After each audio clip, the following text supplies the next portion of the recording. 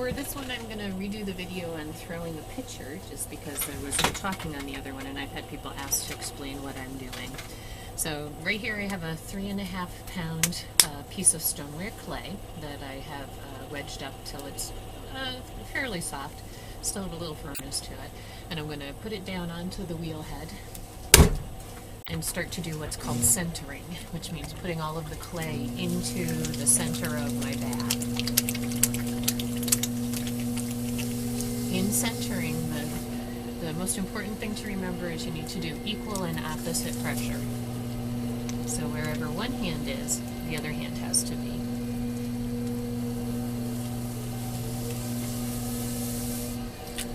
Now what I'm doing here is what's called coning up, which realigns the clay particles into the same direction. Also makes the clay move just slightly into the center part of the bat. And I know that my clay is centered once I bring it back down again and there's no wobble to the center of the clay. And I can check that by putting my hand here, and I shouldn't have any back and forth motion to my hand. And so that looks pretty good. So always center at fastest speed possible, because otherwise you'll just throw yourself off. Next thing I'm going to do is called opening up the clay, which means I'm going to put my fingers right into the center of the clay, and you always know where the center is because it's always going to disappear magically underneath your fingers. It won't feel like you're actually doing anything at all to get to the bottom. Once I get a floor down there, I open up just a smidgen, and I'm going to take my needle tool, stop, and I'm going to check the floor base. And I want the floor base to be, that's about, I'm going to say 3/8 of an inch, which is about where I want it to be. And I'm going to smooth that out. And then I'm going to do what's called opening up the piece, which means I'm actually going to pull it out and keep it nice and straight. And I'm going to go back in and compress that bottom, make it nice and smooth, and compress all that clay down in there. What happens is your sidewalls get compressed because of the fact that your fingers are pushing against themselves, bringing the clay up. But your base doesn't get that compression, and when it's not compressed, it's prone to crackage.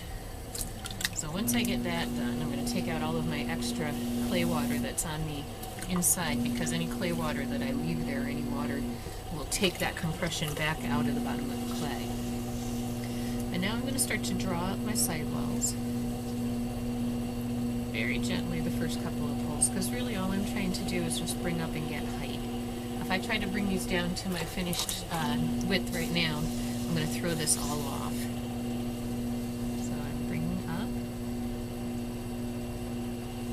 and up. I'm going to collar in a little bit, which means I'm going to take the top of the clay and bring it in a little bit, because when the clay, the centrifugal force in your finger pulled, usually wants to bring it out on the sides. So you want to keep bringing it back towards the center. I'm going to bring up a third time.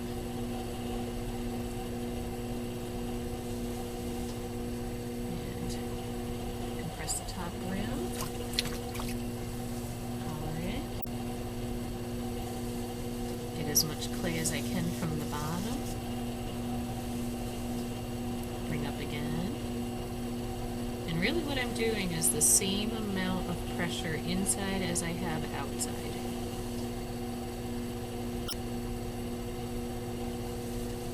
And I keep bringing it up until I have the majority of the clay gone from this bottom rim and brought up to the top.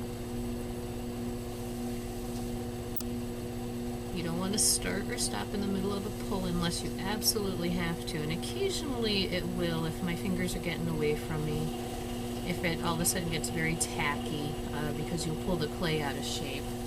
So that's about the only time I will ever stop in the middle of a pull. Now, I'm going to collar this in again because I'm going to start to get the belly of the pitcher in place. I can tell by feeling when I pull up that I have most of the thickness is gone, and I have it about as tall as it's going to go. And the clay will actually comes to a point where it gets exhausted. The more water you use, that faster you get to that point. So you have to be very careful between keeping your fingers from catching on the side of the clay and from getting your clay oversaturated and hitting that exhaustion point first. So we're getting that to a nice level. So I'm going to start to belly out a little bit. This is going to be a big bellied picture. So now what I'm doing is pushing a little harder with my inside fingers than I am with my outside fingers. And you can only go a certain amount at a time because the clay doesn't want to, you'll pull it off center. Now I'm going to bring this back around again. I'm going to use all of my fingers on the outside here and just one on the inside to get that shape up on the top of it. And I'm going to leave my rim just a little bit thicker because I like that as a detail.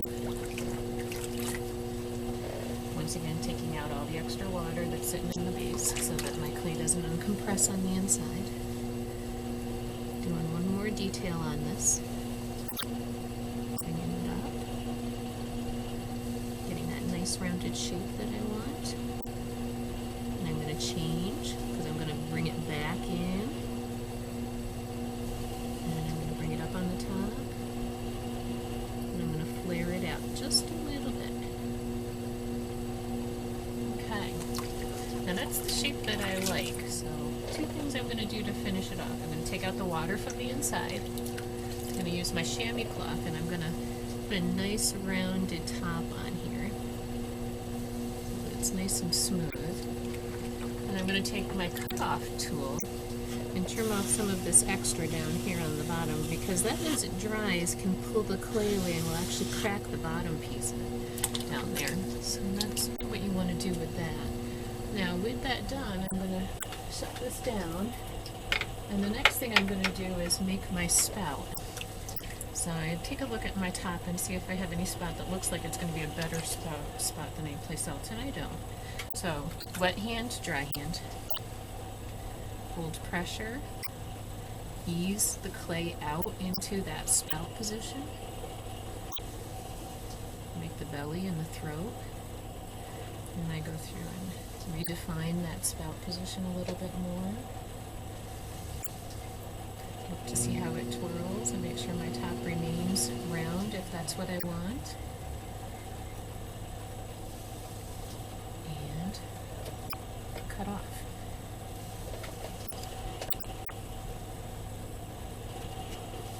And then this piece will go onto my drying rack, which is right behind us.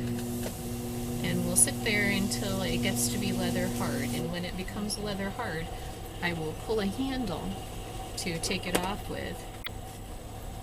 And the handle will attach to the side. So that's what that looks like. That's a picture that's going to be going into the drying rack. And then when we come back again, you'll watch me pull the handle and attach the handle to it.